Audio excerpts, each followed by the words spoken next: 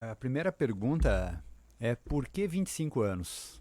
25 anos vai bem na linha. Eu me lembro logo nos primeiros meses de governo, o prefeito teve lá no encontro do MBL, né?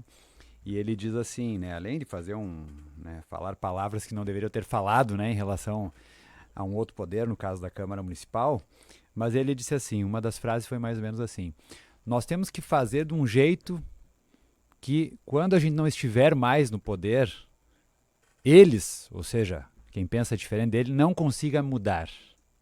Não consiga mudar. É por isso que é um contrato de 25 anos, né? Daqui 25 anos não se saberá nem os preços, não tem como garantir isso, né? E talvez é a forma que o prefeito encontrou de impor a ideia dele, porque veja, ele está fazendo uma mudança paradigmática em 150 anos. Me parece totalmente razoável que essa mudança tivesse uma graduação, talvez ainda que viesse uma concessionária privada, ela poderia ser por 5 anos, vamos testar o modelo, né? Eu não estou concordando com isso, só estou dizendo que poderia ser mais cauteloso. Não precisaria ser tão definitivo, né? Mas é definitivo. 25 anos haverá uma outra geração, né? 25 anos são Nossa, 5 gestões. 5 gestões, quer dizer, vai amarrar a cidade por 5 gestões. E aí a questão do diálogo que o secretário coloca, né? Ele diz, não teve mais diálogo, não conheço uma outra gestão que não teve tanto diálogo. Bom, tem duas formas de fazer diálogo, tem mais, né? Mas pelo menos duas. Uma é assim, contrata uma consultoria, ela faz o pacotinho pronto, eu pego esse pacotinho, anuncio que essa é a minha ideia, vejo as reações, por isso que eu usei a expressão a síndrome, uma doença da administração pública chamada DAD, né? Decido, anuncio e defendo. Essa é a doença do prefeito Nelson Marquesan. Ele está imbuído dessa doença. Ele decide, ele anuncia e depois ele defende, né? E aí ele fica defendendo durante muito tempo, né? Agora tem uma outra forma, e aí sim o diálogo é verdadeiro.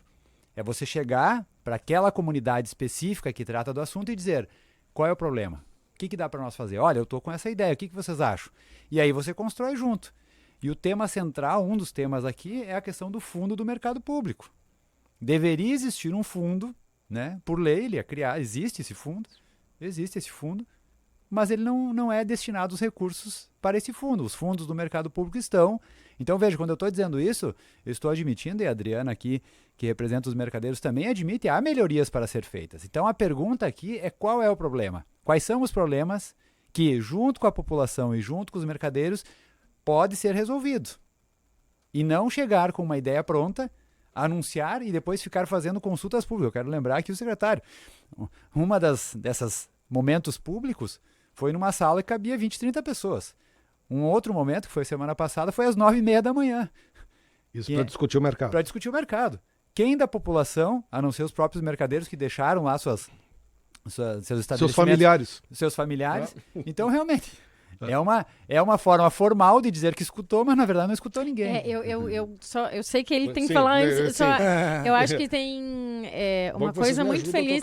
Muito feliz, assim, que o Marcelo falou, é que assim, são 150 anos de história para ser definido em um mês. Em um mês. Né? Então, eu acho que é bem. E por 25 anos. Então eu acho que esse comentário foi muito feliz. Mas o fato é que o governo Marquesan se caracterizou desde o início naquele governo que quer mexer em tudo. E no mexer em tudo, mexe em muitas coisas que estão funcionando, né? Desde tirar professores de educação física das praças e parques que atendem a idosos, dezenas de idosos, a questão do IMESP, anunciar, né, na televisão que vai demitir 1.840 pessoas, a concessão das praças e parques, enfim, estou colocando aqui que estamos dentro do mesmo contexto, né? Não mexer em 150 anos de história no mercado público, porque veja, vindo um privado, um administrador privado, ele não é uma alma caridosa, ele vem para ter lucro. Da onde ele vai tirar esse lucro? Ou é com uma espada em cima dos mercadeiros, ou é, entre aspas, pasteurizando o mercado com outras grandes redes. Então, num primeiro momento, pode ter amarras no contrato e num segundo momento não vai mais ter essas amarras. E aí é bem como você diz, André, né? E eu acho que todo ouvinte que quer ir lá para o Uruguai, no interior do Uruguai, em Salto, como você esteve, né? Eu escutei porque eu estava vindo para cá e escutei você falando, né? Ou quer ir na Itália, onde eu morei por muitos anos. Quer ver a característica Eu quero comer aquilo, eu quero falar com a pessoa que é nata. Agora, se eu for lá num bairro, num lugar que é típico da cidade, e aí o mercado público não tem outro, né? é 150 anos de história.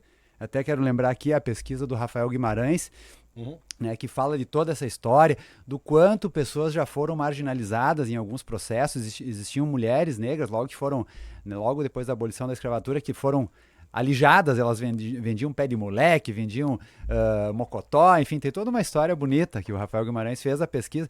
Quer dizer, tudo isso você coloca em risco. Talvez não num primeiro momento, ancorado na garantia contratual, né, desse governo que está aí e que falta 10 meses, 12 meses, eu diria assim, porque quando começa o processo eleitoral... O senhor vê o risco com as mudanças que um contrato pode vir a ter ao longo do caminho. O contrato depois pode mudar, né? Não na boa vontade do governo em fazer... O governo pode falar... Bom, assim, você tem que analisar um governo no seu contexto. E analisando o governo no seu contexto, é um governo que crê, né, piamente de que um privado gerencia melhor. E aqui, veja, também os concessionários, né, também os permissionários são privados. E dialogando um pouco com uma das perguntas que a Gabriela coloca. Bom, virão investimentos, 85 milhões, quem é que vai pagar essa conta? É claro que é a população. Os mercadeiros não vão ter como manter seus preços, e isso é uma frase de um dos mercadeiros, né? Marcelo, a gente me falou no Abraço ao Mercado, eu estava lá, por que as pessoas vêm aqui? Toda uma questão cultural, né, uma história, mas porque o preço é mais baixo.